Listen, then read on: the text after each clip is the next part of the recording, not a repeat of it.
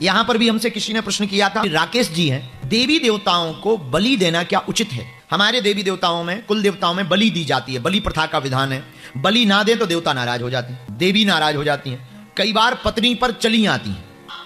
अहिंसा की बात करते हो, बलि देना हिंसा है, तो क्या हम अपनी देवी को बलि देना बंद करें? और अगर कर दें तो क्या आप गारंटी लेंगे कि हमारी देवी नाराज नहीं होगी? राकेश जी, कोई नोटरी वोटरी लिखवानी हो तो ला सकते हो, और हम लिखने को तैयार हैं। पहली बात, कोई भी देवी या देवता बलि मांगे तो वो ना देवी है ना देवता। हमारे पागलों की क्या कमी? तुम कह रहे देवी नाराज हो जाएगी, क्या खाक की देवी? और तुम कह रहे कि पत्नी के ऊपर चली आती है, फिर तो समझ जाओ बिल्कुल ही नहीं है देवी, कोई जोगनी भोगनी होगी। जब पत्नी के ऊपर देवी आ जाए, वो त्रिपुर सुंदरी, वो परांबा, आद्य शक्ति, जगदंबा, वो पत्नी के ऊपर आ जाए, विचार कर लो कितनी बड़ी वाली देवी। देवी की एक झलक दिख जाए, आदमी फट जाएगा, आंखें अंधी हो जाएंगी, और तुम्हारी पत्नी पे पूरी देवी आ रही है। चरण धो के पियो राकेश,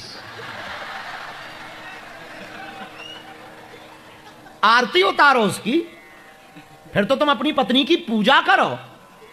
और जरा ये भी पूछ के बताना है वो कहां की देवी है, कलकत्ता वाली है या फिर हमारे बागेश्वर धाम की गड़ा की चंडी माता है? राकेश, कोई भी देवी या देवता जीव की हिंसा करवाता है तो वो देवता या देवी है ही नहीं। पहले शास्त्रों में विधान था, परिस्थितियां थी, पर शास्त्रों में विधान के बदले एक उपाय भी दिया गया है कि जरूरी नहीं तुम हिंसा करो। नारियल की बलि दे सकते, नींबू की बलि दे सकते, कुमड़ा की बलि दे सकते, क्योंकि भगवान ही देवी या देवता दूसरे को जिंदा करता है, मारता नहीं। अगर तुम्हारी देवी जीव मार के खा रही हो, अपना पेट भर रही, तो फिर तुम बच के रहना। कल के दिन तुम जीव ना दो, वो तुम्हें ना खा जाए, फिर रक्षक की जगह वो भक्षक ना बन जाए, फिर क्या करोगे राकेश? तो राकेश, अपनी पत्नी से जरूर हमें मिलवाना। हमने आज तक देवी के तुम गलत मत ले जाना राकेश, तुम्हारी पत्नी हमारी बहन है, पर हमें उस देवी के दर्शन करना है। तुम्हारा पत्र पढ़ने के बाद हमको, और तुमने नंबर नहीं लिखा यार, हमें अर्जी लगा के तुम्हारा नंबर पता करना पड़ेगा। फिर आपने कहा देवी नाराज हो जाए तो गारंटी लो। यह भी गजब की बात है, क्या मूर्खतापूर्ण बात है।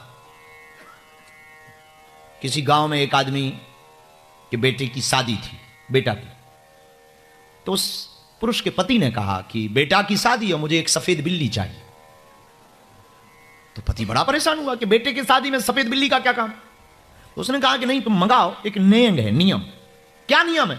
तो वो स्त्री कहती है कि जब मेरी शादी हुई थी तो मेरी सासू मां ने, जब दही खाने का नेम होता था तो एक टोकरी के नीचे सफेद बिल्ली और दही की मटकी रखी थी।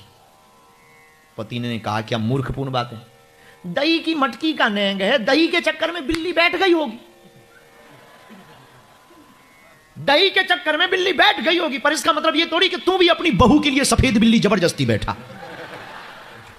वो तो दही के चक्कर में उस जमाने में बैठ गई थी, कोई देखने वाला नहीं था। मुझे उस घटना का पता है। बाद में बहुत दिनों तक हंसा चला, उस पति ने अपनी पत्नी को समझाया कि बहुत दिनों तक चर्चा चली कि बहू ने बिल्ली का जूठा दही खाया, तो वो मजबूरी में बैठ गई थी, कोई देखने वाला नहीं था। अब इसका मतलब ये थोड़ी कि तू भी अपनी बहू को बिल्ली का जूठा दही खिलाएगी। इसीलिए हम आपको बता दें, देखो बुरा मत मानना राकेश जी, ये नियम कोई एक बार चल गया तो जरूरी नहीं वही मानो।